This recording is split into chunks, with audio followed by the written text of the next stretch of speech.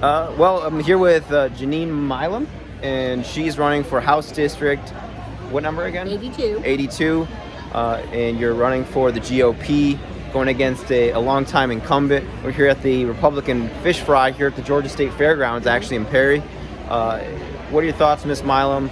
Obviously, the event hasn't really started quite yet, but if you want to talk a little bit about, what prompted you to run or issues that are important to you, wherever you want to take it. I'll be glad to. First of all, we're excited to be here in Perry, Georgia, and gosh, the enthusiasm here, even though people are just filing in now, is pretty exciting. Everybody's fired up for what the Republican Party is going to do here in Georgia. As for me, why I'm running, there's not much Republican representation in DeKalb County. It was feeling pretty dismal in my district alone. My opponent's held her seat for decades unopposed, and people just haven't had a choice. And she hasn't really had to represent us because she could meet and vote on her policies and her opinions rather than the district, because people didn't have a choice. Now we're going to give people a choice, and I think that's important. And not to mention that, but I work for some of the largest financial corporations in the world solving critical problems.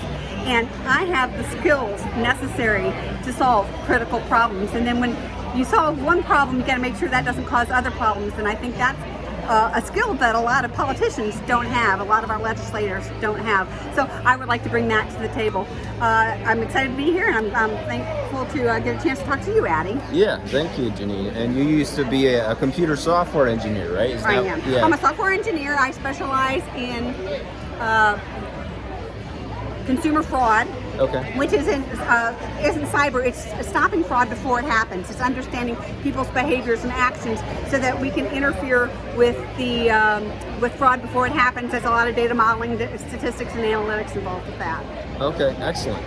And we were talking a little bit before about the problems with the public schools in your county, right. DeKalb County, which is the third largest in the state. Do you want to talk a little bit about that? I'd be glad to, yeah. Well, so I raised 2 female athletes in Georgia public schools. I was lucky enough to be able to have my kids in the best school system in the state at the time. And so I know what good schools look like. In DeKalb County, DeKalb is in the bottom of the barrel of school systems in the state. And it didn't used to be that way in DeKalb County. And the thing is that we've got liberal policies being made. We have poor administrators running DeKalb County schools, and if DeKalb's not going to fix the system, maybe we can fix it legislatively. But the thing is that even if you don't have kids or you're sending your kids to private schools, the fact that our schools are so poor means it devalues the values of our homes, and so it is an issue for all of us. And do you want to talk a little bit about the kind of misallocation or unaccounted for money with regards to, I think it was the Board of Education, is that right? Or? Yeah, the Board of Education's got a lot of questions to answer that it really needs to be looked into. It doesn't look like they're going to self-regulate, and it doesn't look like they're going to tackle the problem. So we're hoping that some actions in the future will help to right that ship. And that's half $500 million that it's unaccounted for, right? Yeah.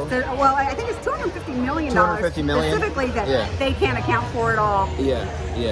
Excellent. Any other issues that you're running on, Jenine, or anything else you want to discuss here? Obviously, we'll have more time to talk later too. So one of the other things is crime, and supporting our first responders. I've had the opportunity to speak to a lot of law enforcement. That's the chief of police of Decatur, the sheriff of DeKalb County, and sergeants and regular police officers, and they all say the same thing. They don't have the tools they need to do their jobs. They aren't getting the support from legislation. And there are a lot of things that we can do to support them. And it's not all just about pay raises. It's at one point there used to be 1,000 officers in DeKalb County. Now they're down to 300 or 400. So there's lots of issues about pension plans. They can arrest people, but they get right out. So that it doesn't even do any good to break up any crime, because it doesn't solve the problem. So I have not met one law enforcement officer that hasn't said anything good about my opponent. They have all said she needs to go.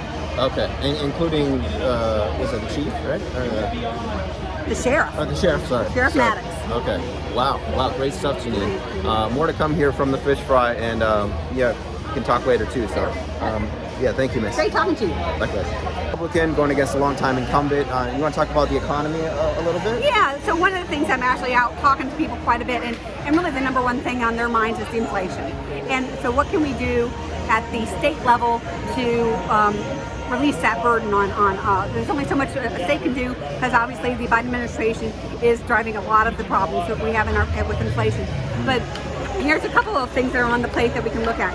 There is a path to removing the state income tax that is called the fair tax, and that would really replace our state income tax with a consumption tax. So that means everybody pays into our state income tax, whether you're from California doing a movie here in Atlanta, or you're an immigrant coming across the border that's here and not on the payroll. So and also the other states like Tennessee and Florida are doing this very successfully. I've actually attended some meetings in the legislature on this topic, and it's actually very well received. Even the Democrats didn't seem to have much opposition to it. So I think that's a path that we can go on. The other thing too is because we've got over $1 billion surplus in Georgia, that we can reduce the sales tax. And maybe I think they're looking at maybe 0.25%. And now the whole purpose of all of this is to let you keep more of your money in the first place, rather than giving it to the government and they disperse it as they like. So right, excellent. And I want to ask a couple questions about candidates in the field, and even the DNC candidates. Abrams and Warnock, both heavily funded, by far the most in the nation, mostly out of state. And also with a lot of funding from one George Soros as well. Got a lot of great candidates for the GOP. Obviously, Tyler Harper is here for Ag Commissioner, and so many. But yeah, you want to talk about any of the other races, Secretary of State or otherwise? I want to talk about Herschel for a second. Yeah, Herschel I got Walker, a chance to speak at an event with Herschel last weekend for the Atlanta Jewish Coalition, and Herschel did a question and answer kind of speech. He took just up there and giving a speech, and all the negative ads that Warnock is putting out there, paid for by out-of-state money, he was able to answer every one of the attacks that Warnock has pushed on him through his ads, and he answered them quite sufficiently. So, if everybody could get a chance to hear Herschel speak and explain these things, and not be fooled by the ads that Warnock's putting out. Right. Okay. Awesome. Thank you, Jenine. Yeah. Appreciate it.